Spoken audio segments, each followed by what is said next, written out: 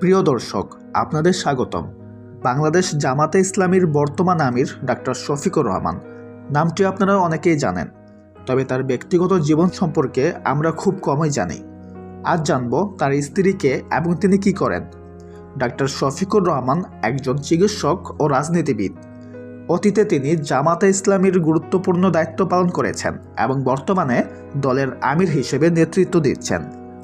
ব্যক্তিগত জীবনে তিনি 1985 সালে ডাক্তার আমিনা বেগমকে বিয়ে করেন। ইসলামী আদর্শে গড়ে ওঠা এই পরিবারে রয়েছে 3 সন্তান, 2 মেয়ে ও 1 ছেলে। ডাক্তার আমিনা বেগম নিজেও একজন শিক্ষিত ও অভিজ্ঞ ব্যক্তিত্ব।